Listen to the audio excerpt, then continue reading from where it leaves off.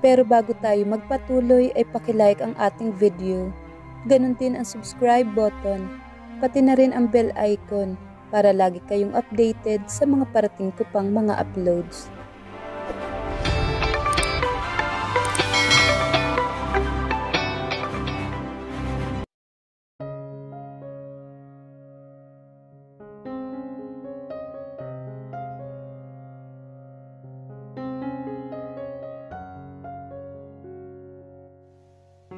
It had been a week mula nung una kong makaharap ang fiancé ni Daniel. Kinukulit na niya ako sa updates tungkol sa one of the biggest events ng kanyang buhay. Mas mabuti naman na siya na ang nagtatanong ng updates kaysa si Lindsay. I dislike her with all of my heart. Her bitchy face annoyed the hell out of me. Si Lindsay ang tipo ng bride na napakahirap na i-please. Napakaraming magagandang proposals na kaming naibigay sa kanya at para sa kaalaman niya, wala kaming naging kliyente na hindi naging satisfied sa trabaho namin. Siya lang itong wala nang nagustuhan sa lahat ng iprinisinta namin. Well, may iba kasi siyang gustong kunin na wedding planner. Sikat din naman nga ang kumpanyang iyon na friend daw niya ang may-ari. Pero sobrang taas lang talaga kung sumingil sa serbisyo nila. Ka-level naman nila ang Lalanes pagdating sa credentials. Pero mas mura ng malaki ang gastos sa amin. Napaka-materialistic talaga ni Lindsay. Hindi ko maalis-alis sa isip ko ang sinabi ni Sharon na talagang habol lang ni Lindsay kay Daniel ay ang pera ng huli. Well, noong magkaklase nga sila, panay ang reject niya kay Daniel. Noon ay talagang determinado si Daniel na mag-focus sa graphic design. Simple lang naman kasi talagang tao si Daniel, maski pa mayaman ang pamilya niya. Pero nito ngang officially announced ng si Daniel Araneta na ang magte-take over sa Zion, biglang nagbago ang ihip ng hanging sinisinghot ni Lindsay. Bigla siyang nag-U-turn kay Daniel and accepted his love. Naawa siya sa mahal niya. Sa panaginip nga lang pala siya nagiging akin. Gusto mo bang manatiling hanggang pangarap na lang si Daniel? Sabi ng boses sa isip ko. Of course not! Sagot naman ng bibig ko. Gusto ko siyang iligtas mula sa impyernong balak niyang pasukin. Hindi ko inakalang i-consider ko ang crazy ideas ni Sharon. Oh, ito wala nang urungan. Wag kang papalpak sa paggamit niyan. Kapag nahuli ka, mawawala ang lahat sa'yo, maski ang friendship nyo. Iyon ang paulit-ulit na bilin ni Sharon sa akin habang iniaabot ang sleeping pills. Natatakot ako sa gagawin kung iyon. Natatakot ako na baka magkamali ako. Paano kung mahuli ako ni Daniel habang inilalagay ko ang pildoras sa inumin niya? Tama si Sharon. Mawawala si Daniel sa akin kapag nangyari iyon. Masisira ang friendship namin. I had thought hard about this plan at pagkatapos ng mahabang pag-uurong sulong, I had finally decided I must do this o habang buhay na akong mawawalan ng pag-asa kay Daniel. Tama si Sharon. I should give it a try. Hindi tamang sumuko na lang ako basta nang hindi sinusubukang lumaban. Kaya nga heto ako, hinihintay si Daniel dumating sa meeting place namin. May meet up kami para sa revision sa wedding plans nila ni Lindsay. Sana lang ay swertehin ako na hindi niya kasama si Lindsay. Most of the time kasi na may meet up kami, hindi na niya kasama si Lindsay. Busy raw ang supermodel. Siya na lang ang nagre-relay ng revisions ko. At pabor na pabor sa akin iyon dahil wala nang ginawa ang babaeng iyon kundi magreklamo at questionin kung paano namin ginagawa ang trabaho namin sa Lalanes nang nakakairita. Ang lakas ng loob mang mata ng trabaho ng iba, ano lang ba ang ginagawa niya? Akala mo kung sinong hardworking at napaka-perfect na nilalang. Pagngiti at pag-post lang naman sa harap ng camera ang ginagawa niya.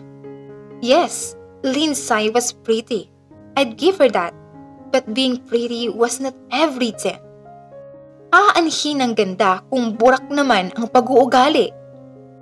Hoy, bakit ang haba ng muka? Omo, nandito na pala si Daniel.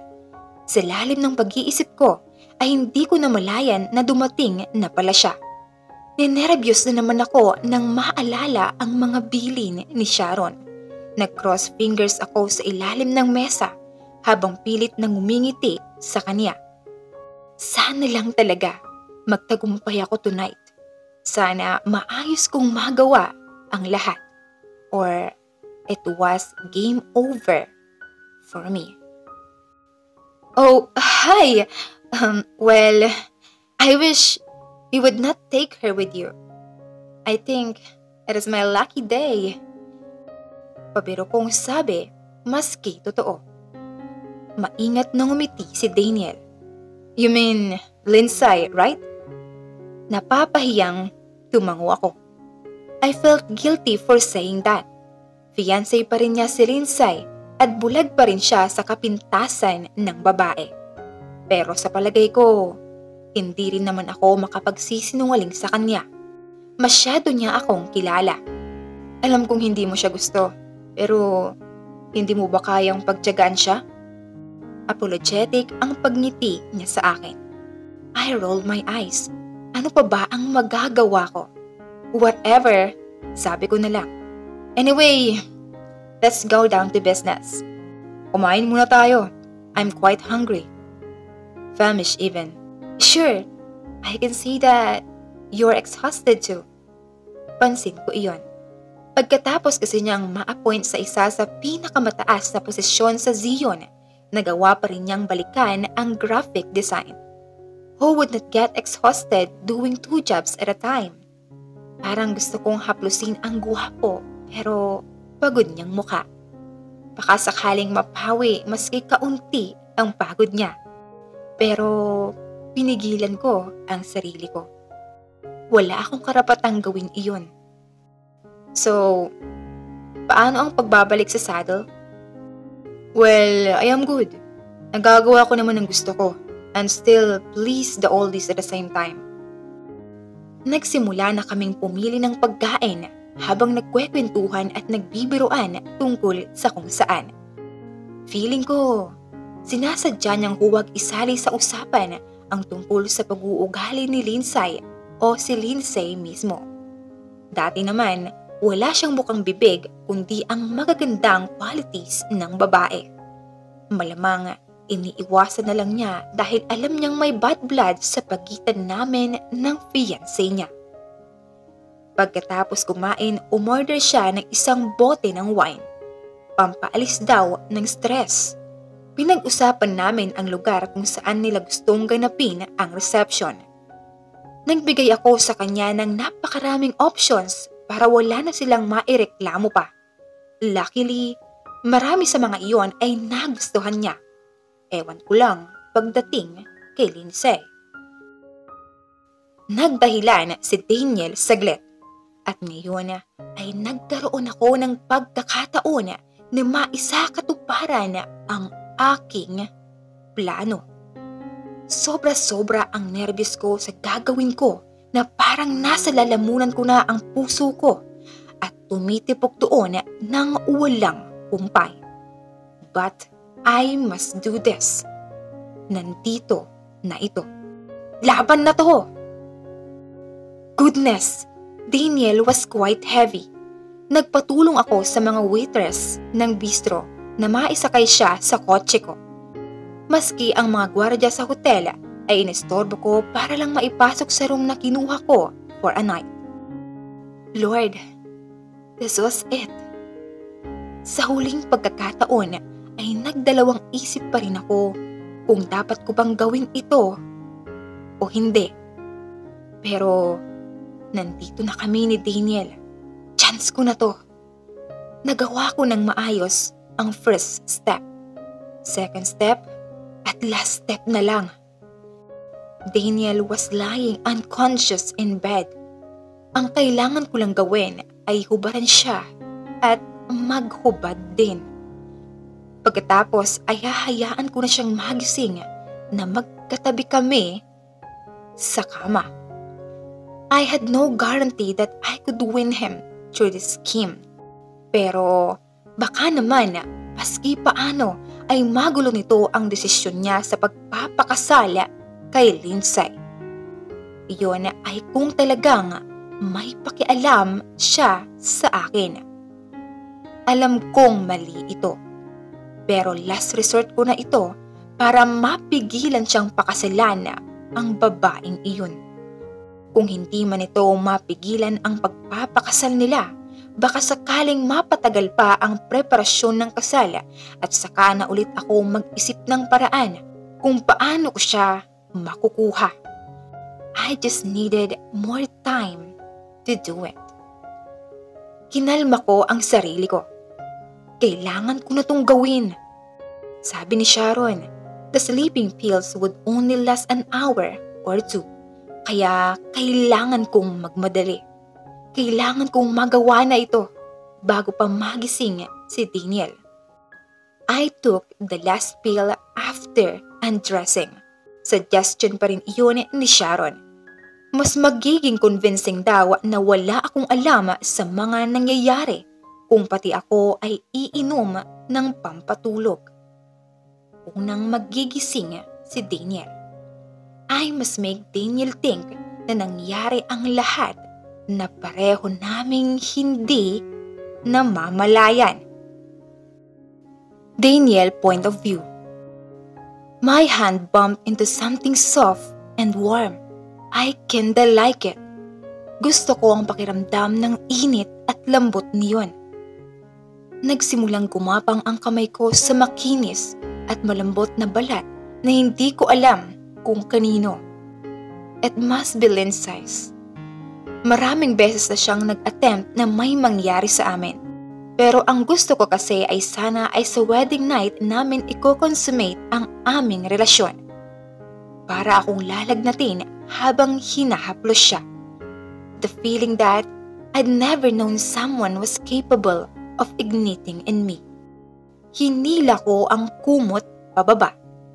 Gusto ko siyang makita.